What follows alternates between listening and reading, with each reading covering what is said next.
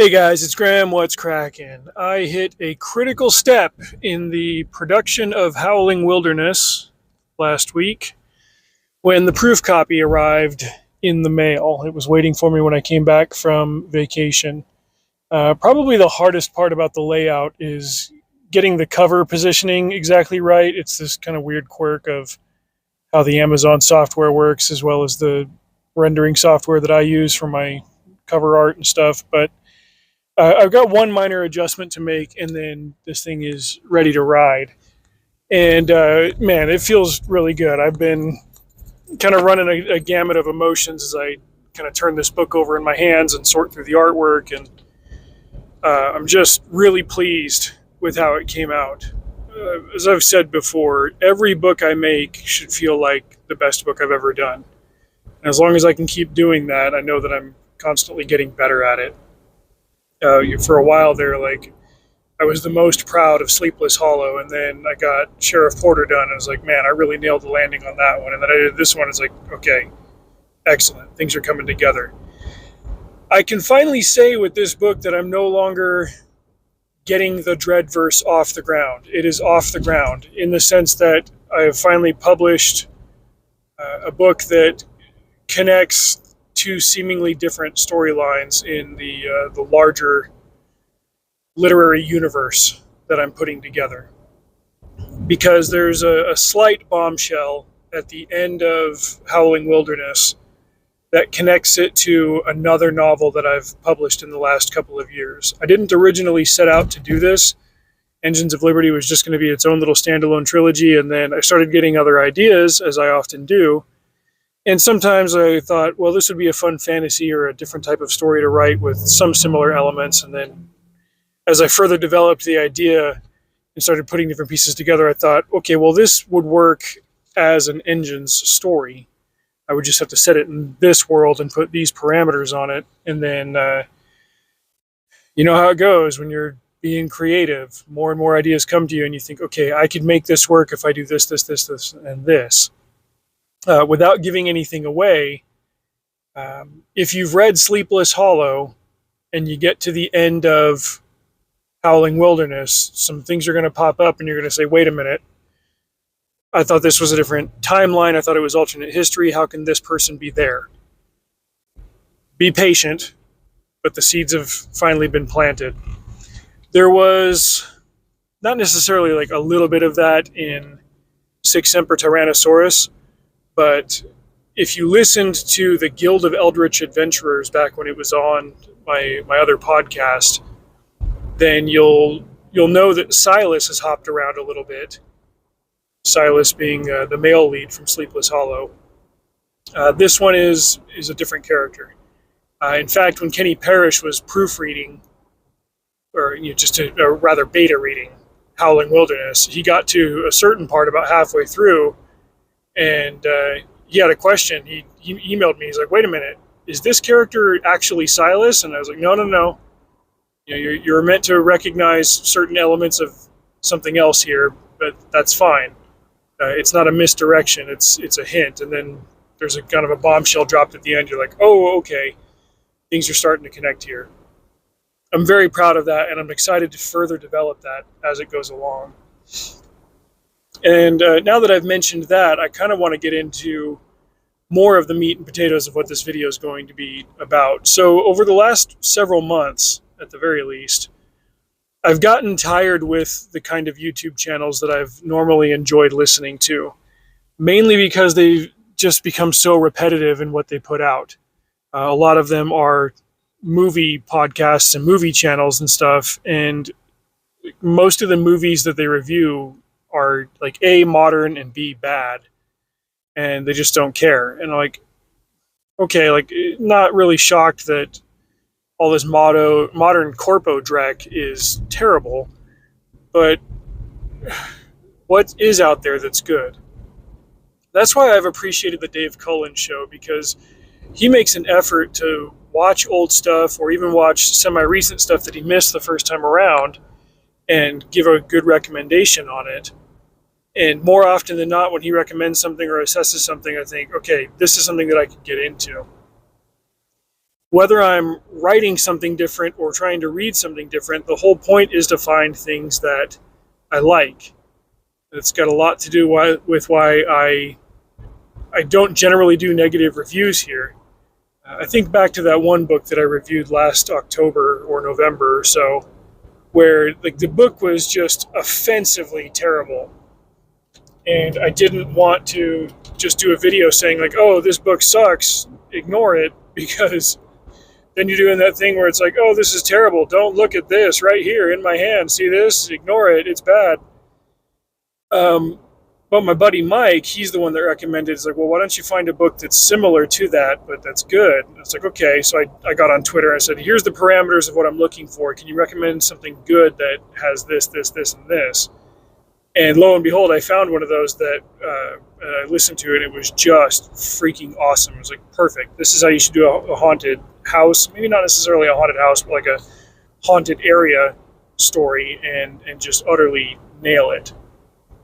And so if I'm going to do a negative review, I want to recommend something to read instead. And a book has to be like severely offensively bad for me to recommend not reading it. And I don't really come across those often enough. I read a lit RPG last week that, I started it and it sucked horribly bad. And it should have been right up my alley because it was about a trucker. But content-wise, it was just like pedal to the metal, pun absolutely intended, profanity right from the get-go and beyond. And it reminded me, like I was almost laughing by the time I aborted this book. It reminded me of that meme, the breasted boobily meme. The whole point of which being that it's about a man writing a female character and how he's constantly observing the fact that her mammaries are in the way of whatever she's doing. Like whatever she's into, like if she's walking down the stairs, she's aware of her breasts, right? Like it's overly committing to a bit that you don't actually know anything about. And in this case, the author was writing a trucker character, and I could just tell that this dude must think, oh, well, truckers are rough and tumble and they must cuss a lot. And so he writes this trucker character who's just irredeemably unlikable and constantly swearing. And it's like, dude, I'm a trucker. And like, even though I personally don't have that comfortable of a relationship with swearing, I know truckers. I work with truckers. I hang around with truckers. And like, even the crass guys like don't really do it that much. The ones that I have known throughout my career that do talk that way are the guys that nobody likes and nobody roots for and nobody really wants to hang around with, and that makes for a very bad protagonist. There was one guy when I worked at Turdwater in Salt Lake. His nickname was F-Bomb Frank. He transferred from another branch and he'd come in to do work from time to time, and if this dude says 20 words, 7 of them are the F-bomb. And it was very hard to get through a conversation with him because like no matter what, it's like his anger was starting at level 9 and it just got worse throughout the day. Where am I going with all this? Like the point is, it's got to be likable, it's got to be good, and that's what I'm seeking for. That's what I'm after. If I'm writing it, I want it to be something that people can just feel good about when they're reading. If I'm reading it, I want to feel good about it so I can help other people feel good when I recommend it to them. And I'm getting to that same place. No, I'm not getting there. I am deep into that same place in YouTube where I've stopped watching a lot of things just based on the thumbnails or the titles. You're like, well, I already know what you're going to say. Like, oh, this show sucked. This movie sucked. Whatever. And I got a little bit of like soft validation, or let's say that I have for the last couple of weeks with one of the comic book channels that I watch, where he's kind of come to the same conclusion. He's like, these people just don't actually like anything, but they're captured by their audience, and they know like, well, I've got a core audience, and as long as I say what they want me to say, then I'll get views on my videos, and I'll get ad revenue, and I'll get super chats and whatever. It's like, okay, well, you can make a living doing that, but at what cost? Like, if that's what you spend all of your time doing, what are you actually creating? Somebody in this dude's comments specifically highlighted Critical Drinker and Razorfist, that these guys are in that critical space and that they're putting out videos on the regular. And I really don't care for Razorfist's videos. Critical Drinker, I love his videos. I've read a couple of his books. I think the best one of his books that I've read was above average, and the others that I've read were very average. I love Drinker's videos. I don't think he's a very talented writer, or at least not when it comes to espionage thrillers. His humor in his videos and stuff, his scripted work is brilliant, and he's very good in that critical space, but at least he's in the arena. I've mentioned that before. And same thing with Razorfist. He wrote that Ghost of the Badlands novel that G Prime illustrated, and they both knocked that out of the park. If you're committing all of your time to YouTube videos just to be critical of things, but you're not putting your skin in the game or even recommending other people who are, then what's the net result of your work? What good are you putting into the world? What praiseworthy things are you creating and adding to the overall oeuvre of enjoyable content, of stories, of whatever? If you're just there to say, this sucks, give me money, then I don't really care like where you're aligned on the creative spectrum, the intellectual spectrum, the value spectrum, whatever. Like, if you're not trying to make good things instead of the bad stuff that you hate, then just quit wasting everybody's time. Anyway, I've started taking, what's the right word for this? Like, I've started taking this particular aspect of my entertainment consumption more seriously in the last several months, even in the last several weeks.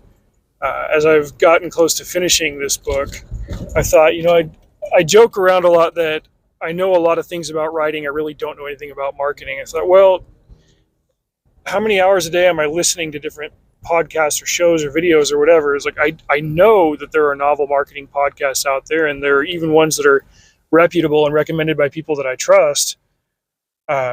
I've listened to some marketing podcasts before, and like, they're either boring or vague or don't really have any practical information. It's just like generally like, oh, identify your target audience. My target audience is whoever the hell wants to read my books. I don't know how to do that. Identify your target audience. Then next step. Whoa. How do I do step one? You only told me that I should do it, not that I, like, freaking how? What's the mechanism? I need to figure that out. And then I'll figure out the tips and tricks. But for now, it's like, I don't know, like dudes 25 to 45 who like mecha. Is that broad enough? I don't know. Hope so. Otherwise, it's me and my 12 homies who already read my books. But I'm going to spend more time listening to podcasts like that, and figuring out what I have the time and the means to put into practice so that I can get better at it. The whole point is to be moving forward and upward. Maybe it really is that thing where I turn 40 and I take stock of like really how long I've been at this and how much farther along I wanted to be at this point in my life.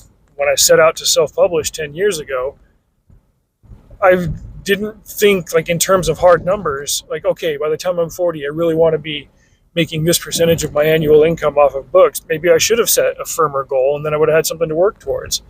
I found that's definitely been the case with actually getting work done on time for my book. Is like, okay, well, I want to have it out by this day. Okay, here's my deadline. Here's what I have to get done, and here's what I've got to break it down to every single week until that time comes.